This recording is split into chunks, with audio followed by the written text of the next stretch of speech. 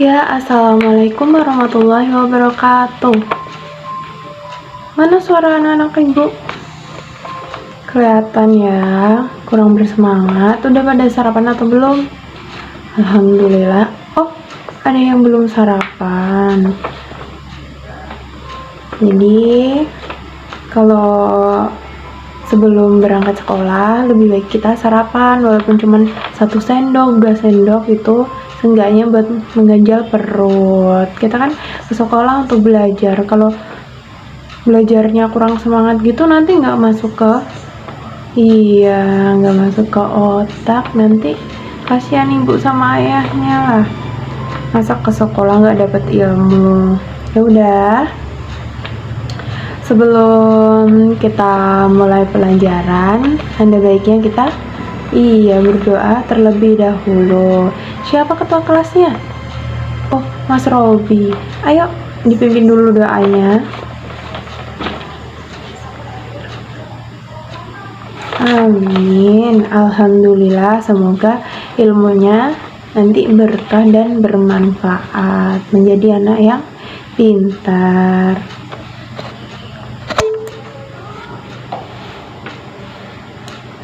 Oke, anak-anak ibu udah pada tahu belum kita mau belajar apa? Ayo, kemarin ibu udah bilang loh, kita lusa mau belajar tentang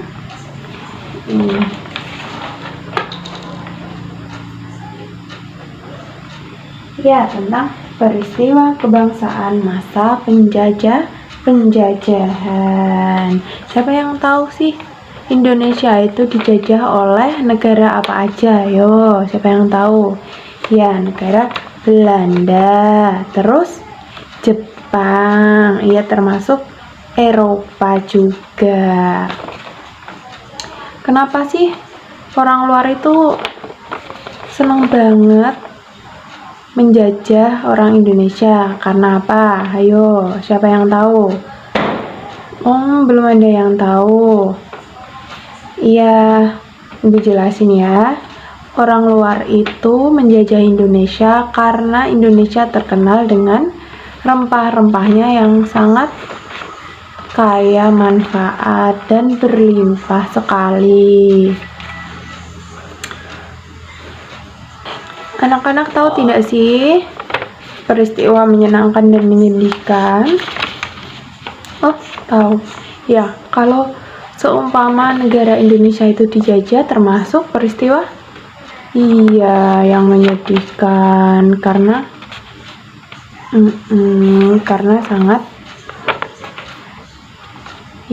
sangat menyakitkan.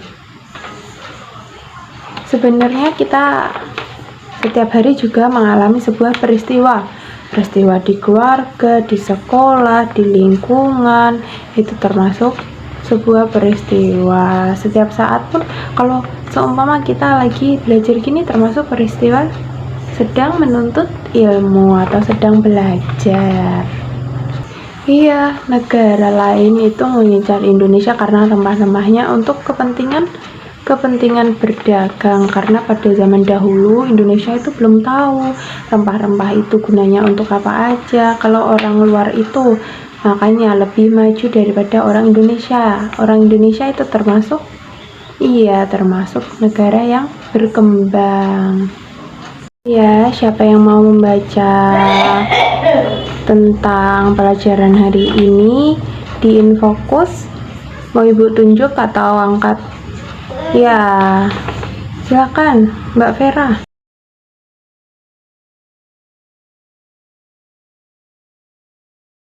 Alhamdulillah, sudah lancar ya membacanya. Ya, harus pintar membaca sambil diamati. Kalau membaca sambil dimengerti, dipahami. Selain rempah-rempah, ada juga peninggalan sejarah dari masa-masa penjajahan. Itu apa aja? Ayo, siapa yang tahu? Iya, seperti kayak belum ada yang tahu. Ini sebutin ya. Di sini ada gambar Siapa yang tahu ini Lawang Sewu? Pasti udah pada denger tapi belum tahu ceritanya ya. Lawang Sewu ini lubang Jepang. Iya betul, tapi belum tahu ya sejarahnya itu karena apa. Ya, Ibu jelasin ya. Lawang Sewu yaitu dibangun pada masa pemerintahan kolonial Belanda. Berarti ini termasuk peninggalan Belanda.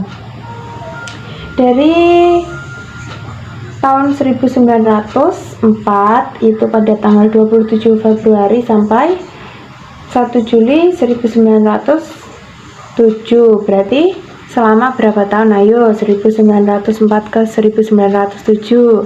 Berarti selama 3 tahun. Bangunan ini didirikan untuk kantor pusat perusahaan kereta api swasta atau Head Hoofdkantoor van de Nederlandse Industrie Spoorwegmaatschappij NIS, dan sebagai bukti awal sejarah perkembangan perkereta-apian di Indonesia. Berarti ini sangat lama sekali, makanya dijadikan sebuah sejarah perkereta-apian di Indonesia, termasuk peninggalan sejarah yang harus kita jaga, kita lestarikan, kita lindungi.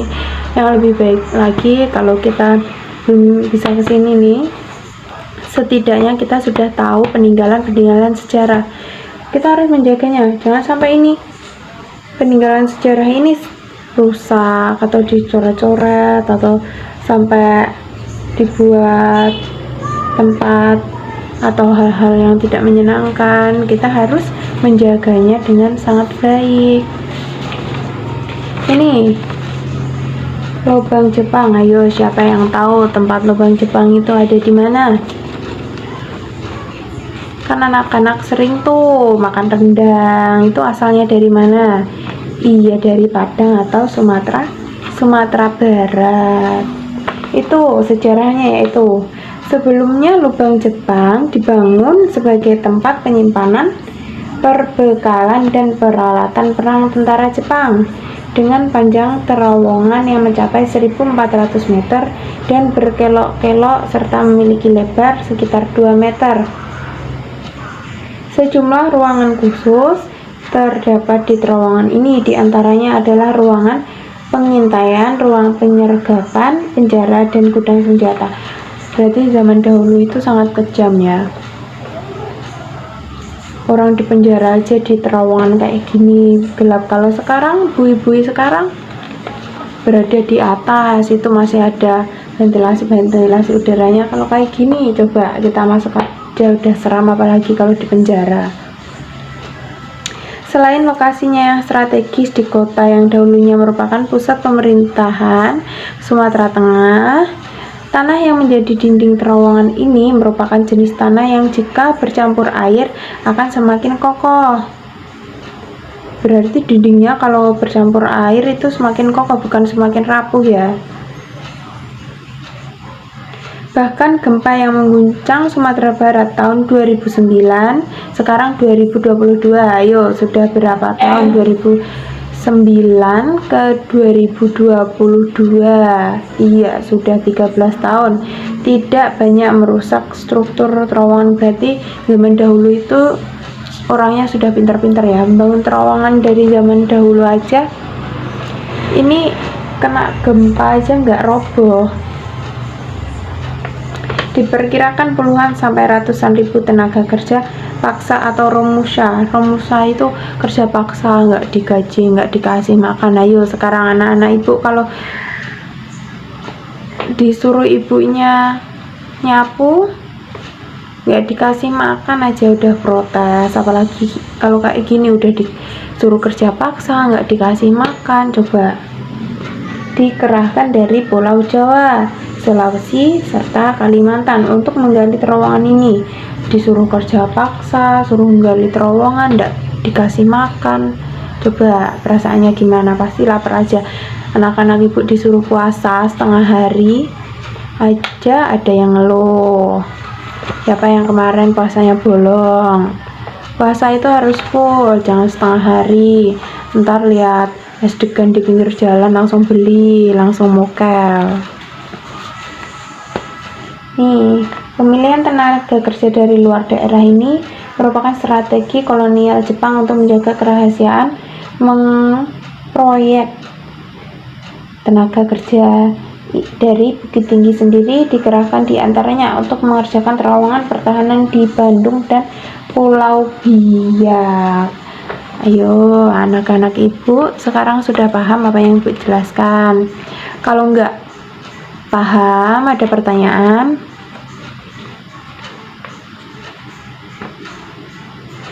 Nggak ada pertanyaan?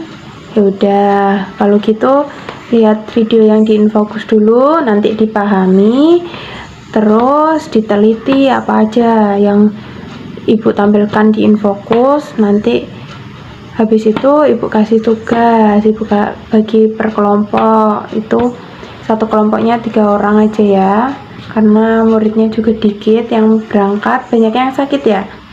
Oh iya, makanya jangan main hujan-hujanan, harus sarapan sebelum berangkat sekolah biar nggak sakit. Iya betul, coba dilihat dulu videonya. Salah satu peristiwa tidak menyenangkan yang dialami oleh bangsa Indonesia adalah penjajahan yang berlangsung cukup lama. Mulai akhir abad 15, bangsa Eropa berusaha melakukan penjelajahan samudra. Bangsa Eropa yang pernah melakukan penjelajahan dan penjajahan di Indonesia dimulai oleh bangsa Portugis. Kapal mereka pertama kali mendarat di Malaka pada tahun 1511. Berikutnya ialah bangsa Spanyol yang mendarat di Tidore, Maluku pada tahun 1521. Kemudian disusul oleh bangsa Inggris dan Belanda. Kapal-kapal Belanda pertama kali mendarat di pelabuhan Banten pada tahun 1596. Ya, sudah dilihat videonya. Ibu bagi ya kelompoknya menurut apa nih? Menurut absen aja ya ibu bagi ya.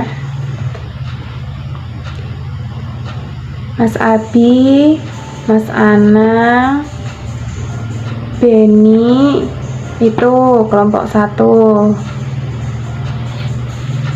Baik, sudah ibu bagi kelompoknya, silahkan kerjakan. Sudah selesai. Coba dibacakan kelompoknya Mas Beni tadi, kelompok 1.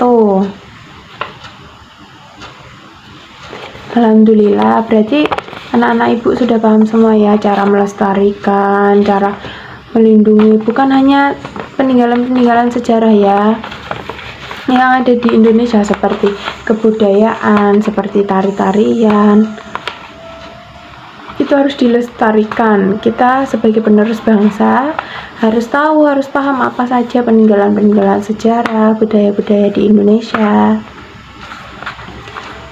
Baik, ada yang masih ditanyakan lagi tentang pelajaran hari ini? Alhamdulillah kalau sudah paham, berarti ilmunya masuk ke otak. Sebelum kita mengakhiri pelajaran, ada baiknya kita berdoa terlebih dahulu. Mari ketua kelas dipimpin doanya. Amin. Semoga pelajaran hari ini bermanfaat. Anak-anak ibu lebih rajin lagi belajarnya. Jangan lupa dipelajari tema-temanya lagi ya. Iya, besok kita belajar tentang, iya betul, iya harus rajin belajar. Kalau mau